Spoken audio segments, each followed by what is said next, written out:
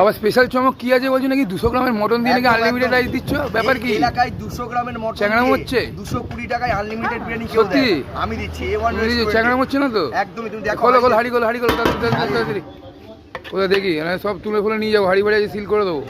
তোলো তোলো তোলো দেখি 200 গ্রাম তুলে কোথায় ঝরঝরে মটন কোথায়?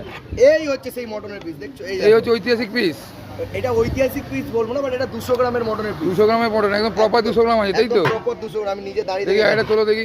এই হচ্ছে রিয়াজি পিস দেখছো, তুল তেল মানে মুরগির সাইডে মটনও খেলা করছে, তাই তো? একদম একদম এই যে দেখো না মটন, মানে মুরগি হচ্ছে মেন হচ্ছে স্ট্রাইকার আর এই হচ্ছে ডিফেন্ডার। একদম ডিফেন্ডার। আচ্ছা ডিফেন্ডার। এই হচ্ছে সেই মটনের। তাহলে A1 রেস্টুরেন্টেই আকাশের কাছেই আছে হচ্ছে এই লাফানো মটন আর লাফানো গোটা মুরগি, তাই তো? একদম। এই দেখো লাফাচ্ছে, এই খাসি লাফাচ্ছে গো, লাফাচ্ছে।